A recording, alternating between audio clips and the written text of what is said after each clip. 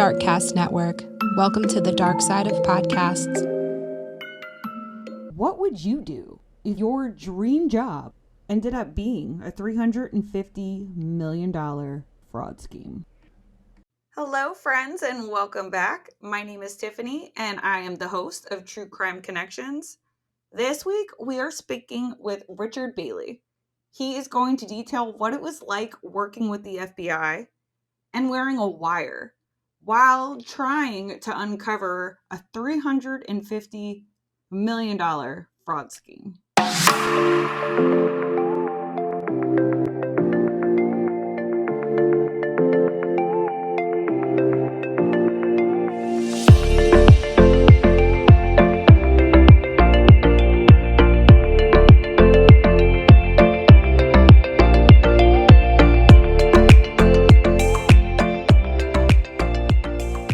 Thank you so much for being here, Richard. I appreciate it.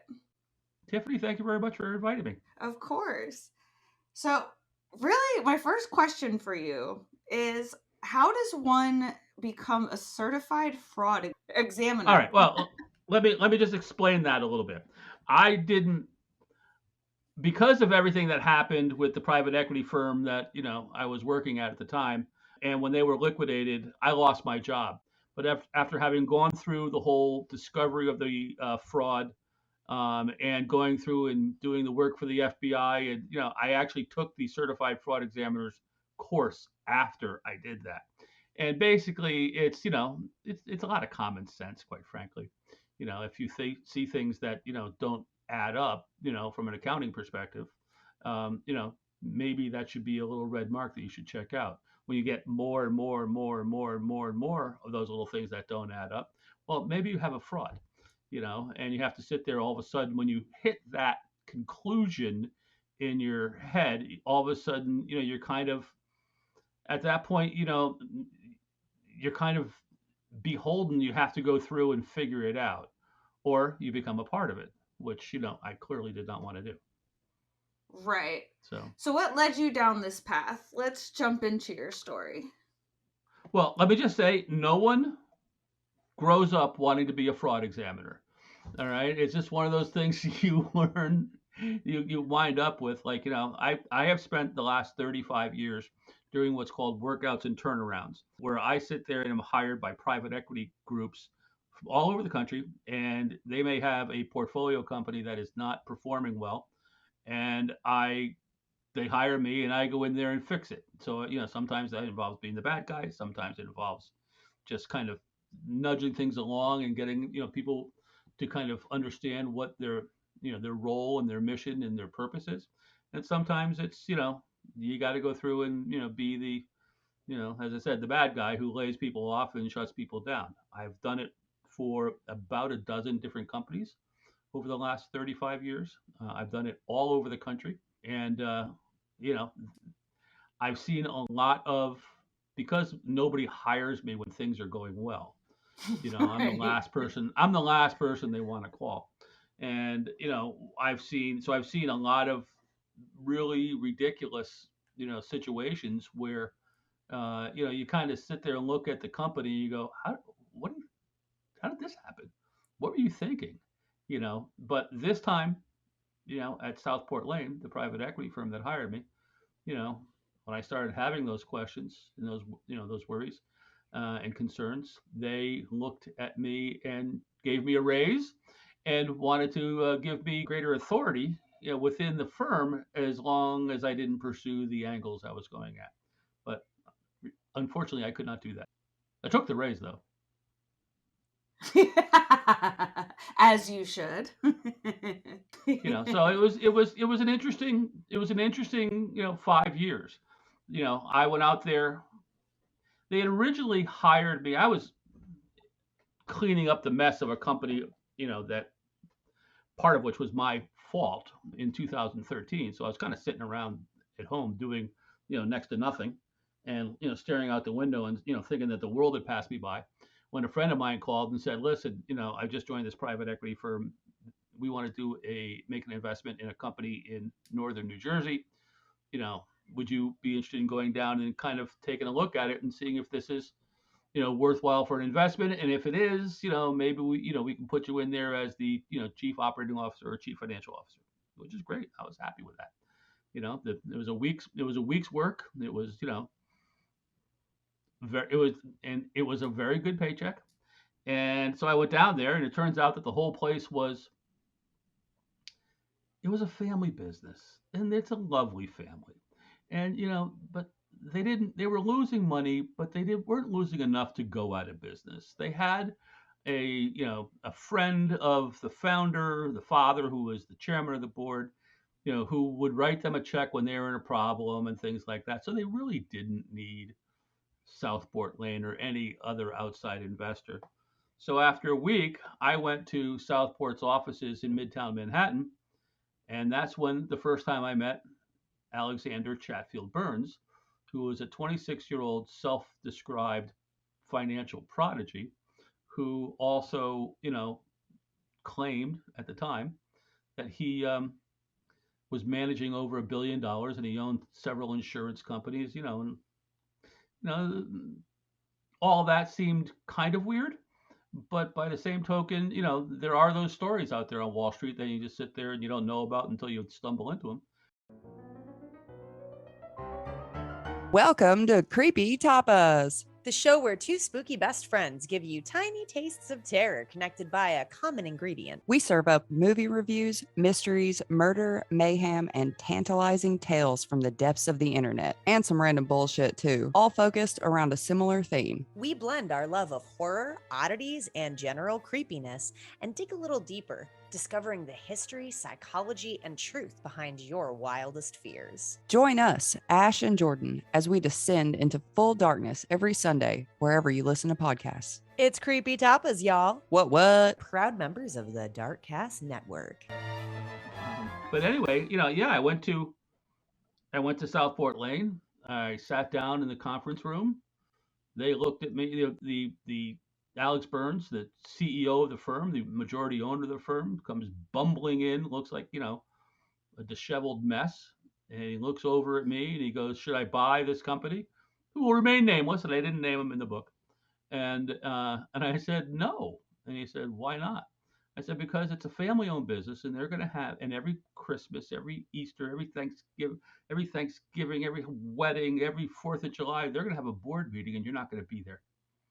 So you're going to lose all your money. They don't lose enough money. They really don't need you. And, I don't know why you would do this. It's just going to be a problem and a headache going forward."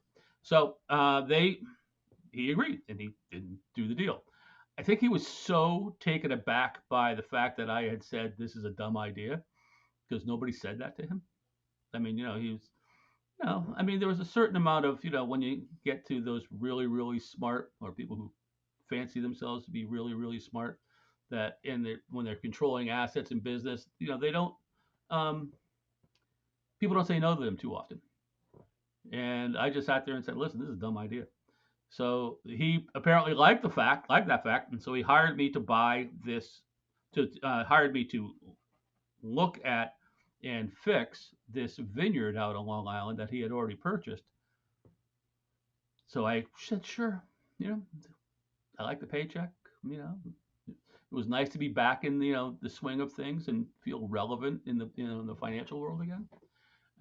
And so I went out to this vineyard, and what I discovered was just another complete disaster. I couldn't figure out how they paid $12.75 million in cash for something that I couldn't value more than like 5.5, 5.75. Nothing made sense. Cash. So, why and the company was losing $1.2 million a year, $1.3 million a year. Why are you going to pay, $7 million over the value of the company for the privilege of losing another $1.2 million, $1.5 million a year? So, Right. things like that. That's when things like that just don't add up, and you just kind of go, "Okay, what's going on here?" So, and it just kind of went sideways and downhill from there over time. So this guy, he's 26 years old, got millions just to spend wherever he wants in cash. Did you ever ask him, "Where's your money coming from?" This is the penultimate moment of this story, which set everything off. All right, so I buy onto the idea that he's got a lot of money, that they legitimately own these insurance companies, and that they're trying to invest, the capital from the insurance companies in private equity investments.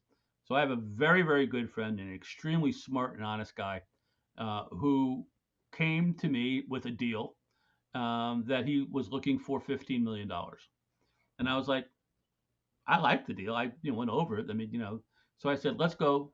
I'll pitch it to Alex at Southport Lane. So one day we were there. We sit there.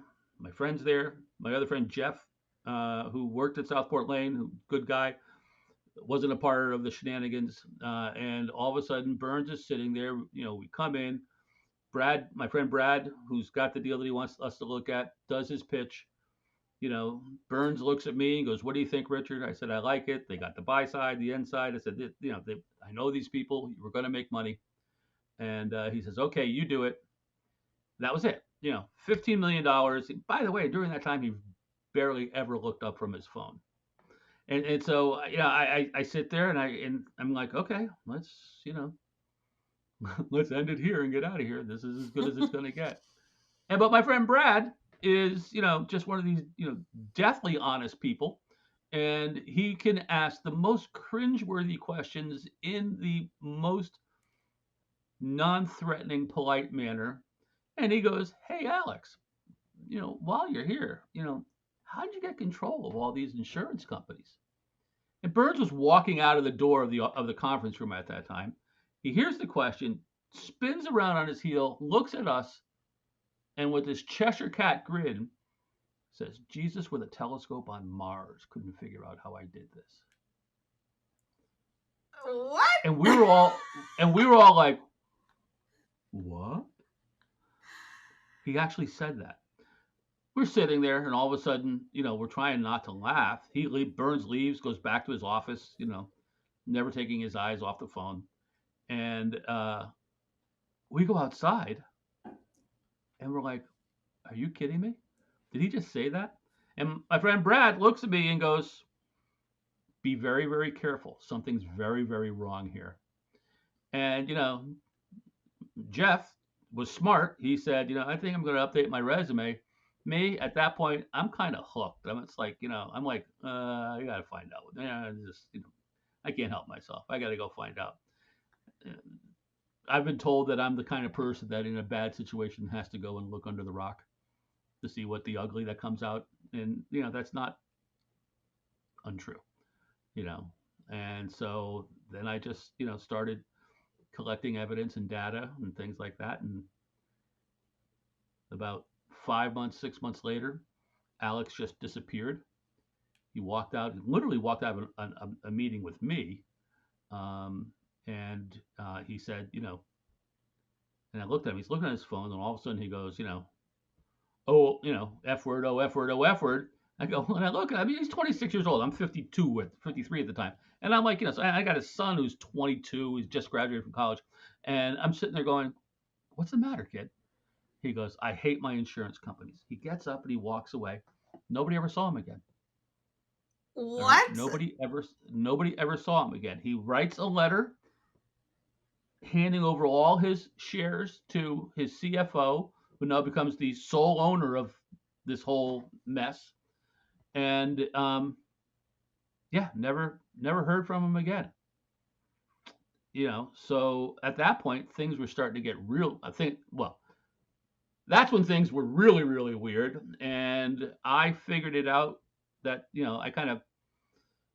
I had bank statements that they had given me to kind of reconcile accounts at the vineyard. I had, securities documents that I had pulled off the internet that they had filed, which were clearly wrong and, and false, which is a very big no-no.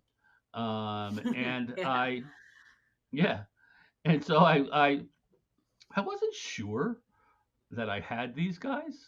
And so I hired a private detective who I knew, a guy, it's actually a very famous private detective in New York, and he's also an actor named Bo Dietl. And Bo's firm goes into it, and they sit there and they go, there's there's multiple federal offenses here. And I'm like, oh boy. And I was kind of like sitting there going, okay, listen, I've handed it off to you guys. I'm done. I'm out of here. Can I just go back to like growing grapes and making, crushing grapes and making wine and things like that? I don't want to be a part of any of all this. And so, but that wasn't the way it worked out. We finally went to, well, I have a neighbor who lives about, 5 houses down, who's an FBI agent. And, this is something, maybe 6-7 months have passed, and I've got this evidence of a major fraud. I'm sitting there going, what do I do? How do you deal with that? I talked to my personal lawyer. He's like, don't get involved, and I'm sitting there going, yeah, but I think I have to, because I didn't want to be on the wrong side of it. Something, my feeling in those situations is, you're going to get caught. You might as well be on the good side, on the right side of that, of that horrible, misadventure, that if you get, in the court process. And so I was, I bumped into my neighbor literally at the town dump on a Sunday. And he's like, hey, Rich, how you doing? I'm like, hey, Dave. He goes, what's going on? And I just sat there and I just spilled it out. And I'm like, I think I need to talk business with you. He goes, and he immediately gets, FBI face on. And he goes, are you in trouble? And I said, no, but I think my firm is. Let me tell you what I found. He goes, go home, keep your phone in your hand. You're going to get a phone call from the white collar division in Boston. And he goes, within half an hour, and 35 minutes later, all of a sudden the phone rings and I answer it, and it's a guy from the white collar division in Boston FBI office. We'd agree to have breakfast the next morning. I give them my evidence. They said, yep, absolutely all the hallmarks of a major fraud. And then nothing happened for like 6 months. So I go back to Bo Dietl and I said, what's going on? Can we find out what's going on? He calls the U.S. attorney for the Southern District of Manhattan, a guy named Preet Bharara. And they sit there and tell him, we don't want any part of this. They wave him off. So, I'm sitting there in Bo's office in Midtown, and I'm going, what does this mean?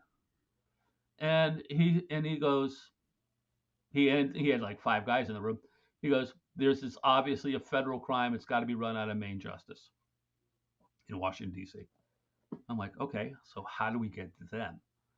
And they introduced me to the amazing and wonderful, and I will love him forever for the way he took care of me, a former U.S. attorney who was a defense attorney, a criminal defense attorney in New York, named Michael Weinstein.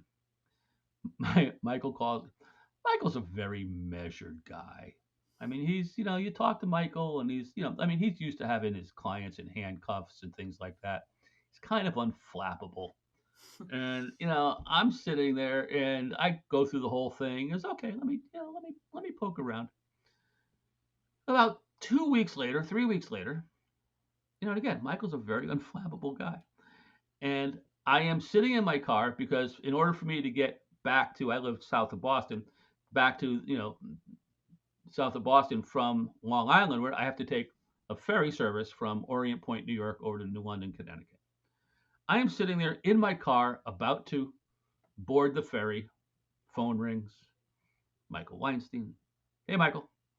And all of a sudden, no, I said, Michael's a very, measured guy. A torrent of words just fall out of his mouth. He goes, are you sitting down? I said, I'm in my car. He goes, there's a massive task force looking after the Southport Lane thing. The FBI, the SEC, the Commodities Futures Trading Commission, the Department of Justice. He goes, and there's a task force. I just got off the phone. I've been talking to the lead investigative agent for the FBI, and he wants to meet you.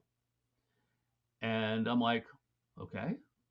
He goes, and Richard, he wants to know one more thing.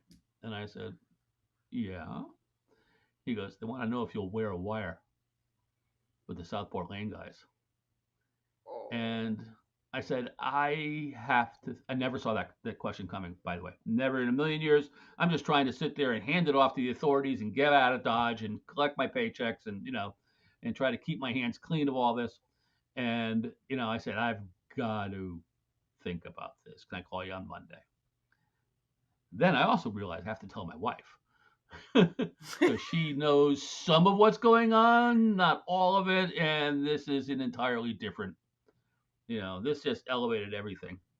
And so, I came home, I told her, and, being the very wise woman that she is, she sat there and said, I can see you've already made up your mind to do this. She was right, I had. And she goes, I just ask that you be careful. And I said, I will. And she says, and don't do anything stupid. And I promised I wouldn't. And, with no idea how to keep from breaking that promise, but, so I was in. I met the FBI the next week in Michael Weinstein's office in Manhattan. And, they interviewed me for about 2 hours. And then about the next 2 hours, they taught me how to do all that silly spy stuff, like, record calls. I mean, that had to be very interesting. Very interesting. It was. I I remember getting up. It was like 4:30 in the afternoon. Getting up from the conference table, and this is one of those big, huge law firms in New York. I mean, it's just the conference table is about 15 yards long. I mean, you could have a miniature football game in there. And the FBI guys leave. There was two FBI people. There was somebody from the Securities and Exchange Commission, and there was somebody from the IRS Criminal Investigation Division. And I'm sitting there, and I just I got to get out of here. And I look at Michael. I said, I got to go get a drink. I got to do something. So I walked over to my favorite little bar about 4 blocks away, and about 2 blocks from the hotel I was staying. I had about 3 martinis, and I think the only thing I had to eat that night for dinner was a salad consisting of the olives that were in my martinis. Oh, no. And went back to the hotel, fell dead sound asleep, woke up at like 5 o'clock the next morning, and and everything changed after that. So they it was pretty wild. It was pretty wild. You go through a lot of ups and downs emotionally. There's a whole lot of, should I be doing this? There's a whole lot of, what am I getting myself into? Why am I doing this? My we had a neighbor when I was growing up named Pat Conroy, and she was a very funny, Irish woman, and I just couldn't stop thinking about what something she said, was like, who died and made you boss? And I'm kind of looking at this thing going, why, who made me like, Mr. Crime Fighter and things like that. So, I mean, it was weird. It was genuinely weird. And it went on for quite a while. Well, I mean, you had an in and they trusted you already. So I'm guessing, so Alex is gone, but you're still able to make contact with his company. Well, right, because they still technically own the vineyard. They don't. They're trying to tell me that they don't. But, basically they had lost a court case in Delaware, and they no longer owned it. And technically, the Delaware Insurance Commissioner owned the vineyard, but nobody was telling anybody what anybody was doing. I couldn't even get a hold of the attorneys for the Delaware Insurance Commissioner. We tried for about 6 months. FedEx letters, everything, emails, everything like that, certified mail. Never got a hold of them, and the guys at Southport Lane were behaving as if they owned everything and nothing was wrong. And I'm sitting there going, nothing's wrong. I said, I'm talking to the FBI 4 times a week, Right. And so it was definitely a period of just extraordinary uncertainty. Right. And the FBI are good guys, and they were protectful of me and everything like that. But they never really told me what was going on, and they only tell you what they really need right now, right then at that moment. So, it was that was 2015 and 2016. 2021, the vineyards have been sold, not to me. although I bid on them, but I didn't get it. Somebody with a lot more deep pockets than I had access to at that moment got it, and so I was kind of home licking my wounds. And it was October 2021, and I get a call from the lead FBI agent. Now I haven't talked to him in probably a year and a half. And the whole time we were doing the investigation stuff, there was always a strict protocol, which they told me that first meeting in Michael Weinstein's office, that here's what we're going to do. I'm going to text you, say you got a minute for a call, and you say yes, or in 10 minutes, or in an hour, or no, and if you say in 1 hour, I'm going to call you 1 hour, and damn if they didn't do that. They're very punctual people. And so I'm driving home, and from I think I'd been like Home Depot or something like that, something mundane. And I'm sitting there, and all of a sudden the phone rings, and up comes the FBI agent's name on the phone. I'm going, what is wrong here? And so I hit it. I said, hello. And he goes, I just want to, first he's like, hey, how you doing? I'm like, good. Why are you calling me? Right. You're not calling me to find out how I'm doing. And he said, I just want you to know, before it gets in the media, Alex Burns killed himself yesterday. Yeah. Oh my gosh. He committed suicide. My first response was, you can bleep this out later, was holy fuck. My second response was, I'm not surprised he wasn't tough enough to go to prison. And he was facing prison time of 20 years because they stole $350 million. $350 million. That is like, it's like some Ocean's 11 shit. It is. It is. And that's kind of the thing that's always bothered me. Why? How did they pull this off? I know how they pulled it off, and I'm just amazed that they were able to pull it off because, this is going to sound weird.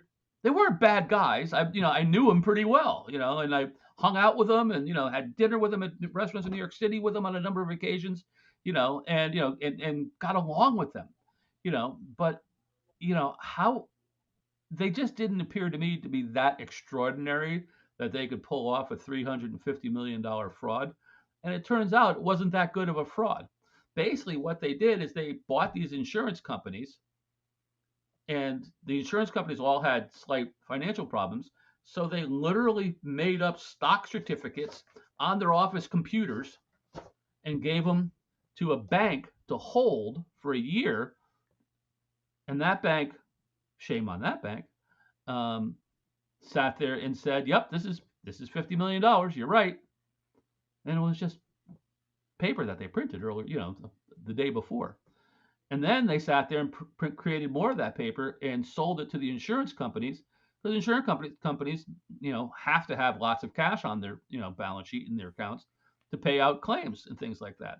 So then they started selling the insurance companies that they owned their bogus securities, taking the money in, and that's where they bought the vineyard. So it made so all of a sudden, when you think back on it, it made a lot of sense. Like, why would these guys pay $12.75 million for a vineyard worth $5.7 million? Well, it's because it wasn't their money. Right. So, yeah. So that's it was crazy. It was crazy. It was crazy. And the fact of the matter is they got away with it until they didn't. Well, right. Did you ever find out what was on his phone that made him freak out and go into hiding? Yeah. Actually, he was notified. Everything started to cave in on him. And he was notified by another insurance company that they wanted to unwind a deal and buy back. They didn't think that the securities that he had given them were valuable, and they wanted to unwind a deal. So therefore, he was going to have to come up with, I don't know, $25 or $30 million, which, clearly at that point he didn't have. So yeah, that was what was on the phone. Wow. And, how did they find him? The Wall Street Journal wrote a front page article about the whole thing in March of 2005. 15, around the same time I'm first making my contact with the FBI. How the Wall Street Journal got the article, I don't know. So But that's I mean, that's what started the whole thing. it's pretty much a Ponzi scheme. Like, I take your money and then I'm going to take that money to buy or pay somebody else's stuff to then. Right. Yeah. Right. Okay. Yeah. That's all it was. And they're hoping that someday they're going to sit there and make some investment, which was going to make it all good, make it all work. But, it didn't work that way. That's not the way those things, generally those things don't pan out that way. Especially not when you just printed it at the house. I mean, I actually heard someone at Southport Lane say, "Oh, they printed those off their computers," and I didn't believe it. Because I didn't believe anybody be that stupid. Well, yeah. Well, I was wrong. Sometimes it's also like who you know, though. So, they might have gone to the bank a couple times, made a relationship with the person, like it depends on how without question. they really were. Without question. I mean, and the banks are charging them big fees. They're sitting there paying the fees, making sure there's enough money in the bank accounts, the real cash in the bank accounts so they can pay the fees. And, the bankers, they're a fee-driven, that's a fee-driven industry. So if you can sit there and keep on paying big fees and you got some managing director at one of the banks that sits there and says, I'm going to get fees out of this guy. These guys are going to be good for me and my business, for the next 10 years. They're going to go out of their way to kind of sit there and make sure that, nothing that the customer is protected. That in this case, Southport Lane was protected. So they kept on doing it. Wow. So what ended up happening with all these properties and everything? They just ended up selling them for real money. Well, the lawyers for the insurance companies took over.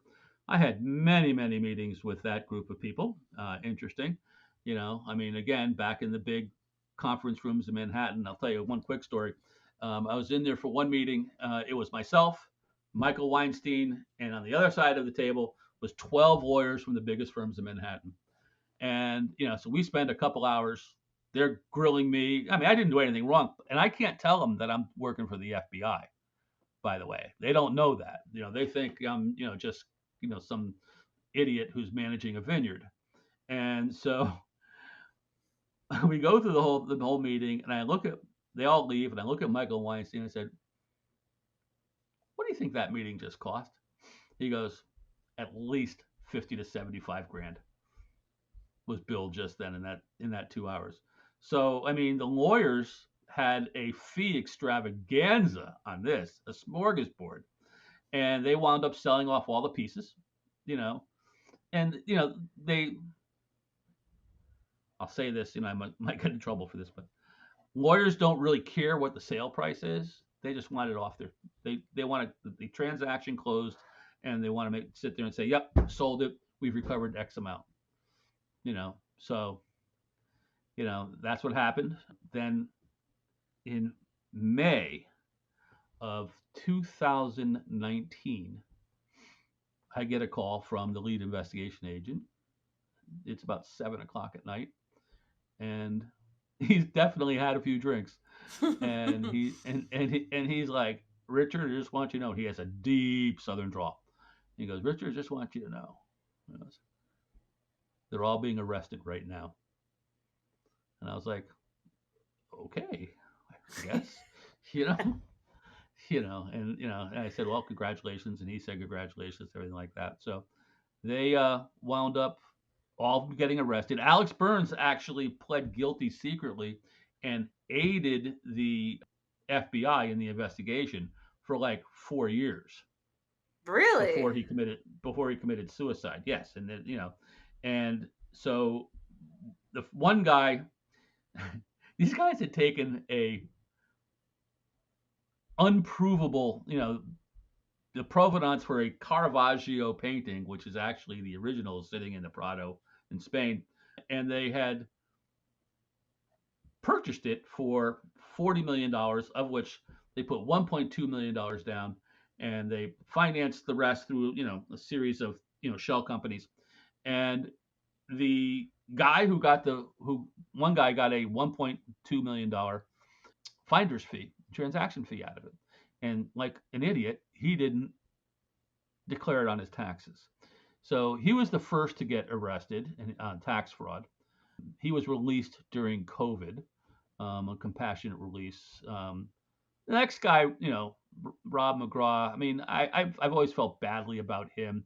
He was, kind of a meek, mild mannered, wicked smart, just sharp as a tack guy. But he sat there and vouched that the securities printed on the computer were actually worth what they said they were. And he got 18 months, did about 9. He's out.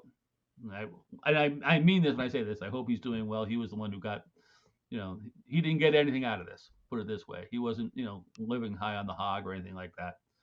And, the guy who inherited, the CFO who inherited everything after Burns took a powder, he was sentenced to 60 months. He's probably done about 2.5 now, and he gets out in a month. And I feel bad. This is the strange paradox of this. I actually feel really badly about this. These guys had families, they had mortgages, they had, wives, things like that. And I know it was I know they would have gotten caught anyway. And I know that they are the architects of their own problems. But I just can't imagine what it must be like to all of a sudden, have the FBI knock at your door and read you your rights in front of your family. I don't want to know. Yeah. Yeah. I mean, it just, and that's the part that always bothers me is like, the effect it had on their families and things like that. Well, right. But you have to look at that in a sense. Like when you're getting into something, unless you really don't know what you're getting into, you know what I mean? Maybe you're naive. Maybe you didn't know the full caliber of it. But when like clearly I'm getting all this money that I probably shouldn't be and not really in the best ways, you kind of almost got to be ready for that knock on the door. Yeah, I guess you're right. I don't think these guys ever thought about that. Again, I've seen a lot of guys commit fraud. They have. When you take over, companies that are in trouble, business people, owners, executives, they make a lot of bad decisions trying to sit there because they don't have a lot of good decisions to make. They make bad decisions, and try to sit there and say, well, which is the least bad option? But still, it's still a bad option.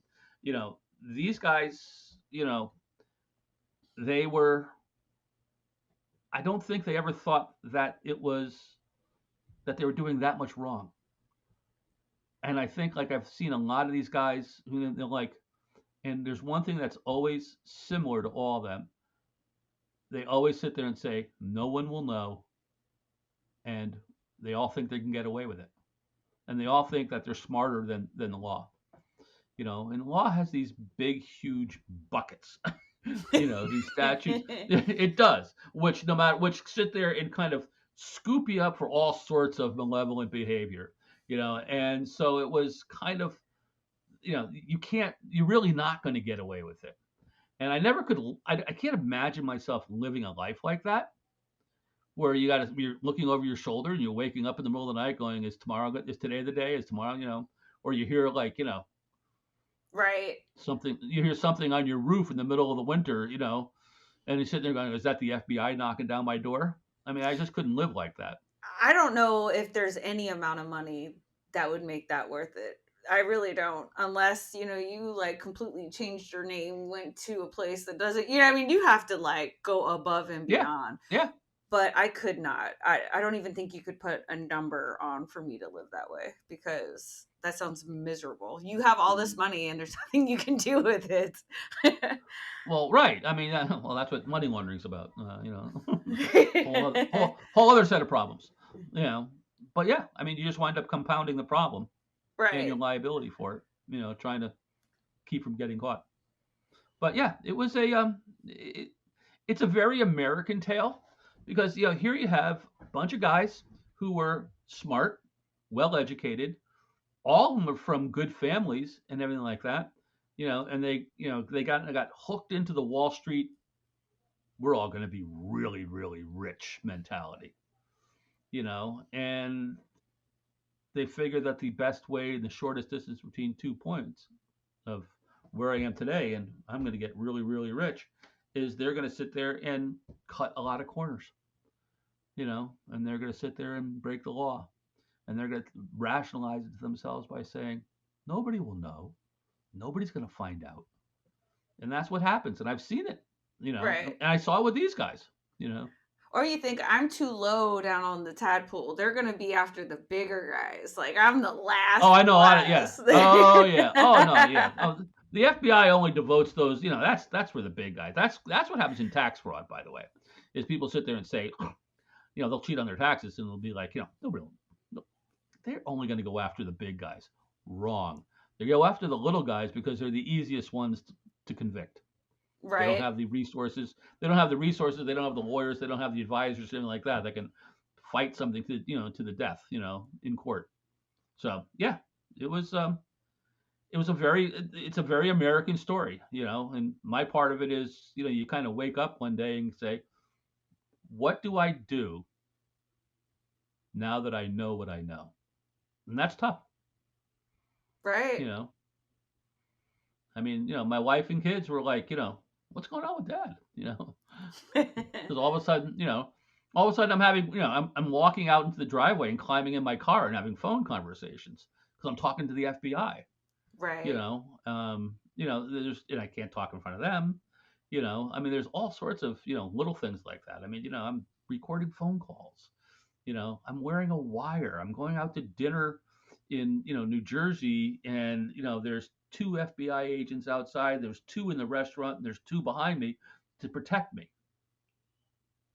And it's no just, pressure.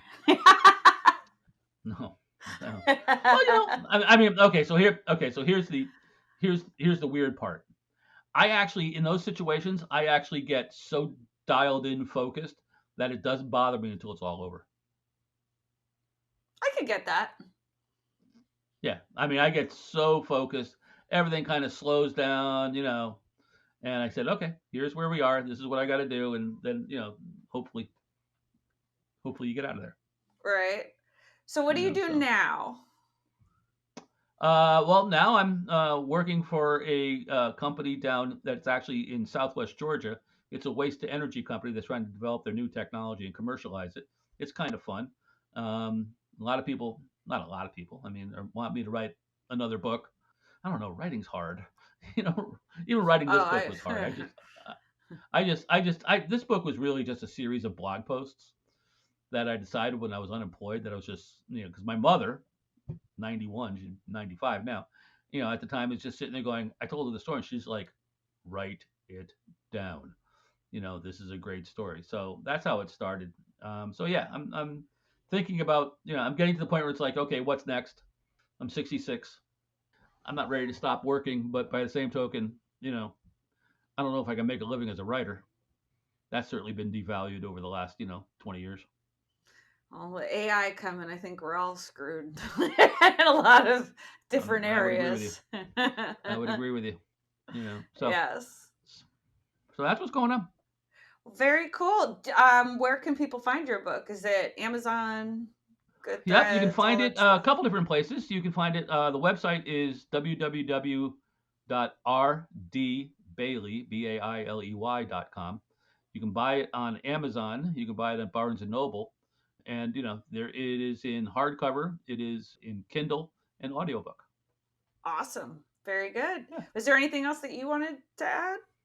No. Thank you very much, though.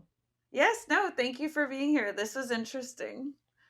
I felt like I was like in an episode of like I said, Ocean's 11, like Boiler Room. I've had Boiler Room, yeah. I've had a lot of people say that this should be a movie. And I will tell you that there is an agent in Hollywood trying to pitch it, but that and $10 will get me a Starbucks coffee. Hey, I mean, free coffee. Yeah. So I'm not exactly planning on having that happen. So. Right. Yeah. I mean, you never know. You never know. You're absolutely correct. Thank you so much for being here. I appreciate you sharing. Tiffany, thank you very much. All right. You have a good rest of your day. You too. Thank you. Thank you. I think we all know somebody who can benefit from this episode. Please make sure to share it with them. And thank you guys so much for listening to my podcast. This really means a lot to me. If one of my episodes has helped you in any way, I would really like to know. It's important for me to know that the work that I'm doing is actually helping people. If you want more of me, make sure to subscribe to my YouTube channel and follow me on Instagram and TikTok. If you or anyone you know is in need of national hotlines, please go to truecrimeconnections.com. I have all the phone numbers there listed for anything that you could possibly imagine. All right, my Renowned Roots community, keep building hope and gaining strength. Until next time.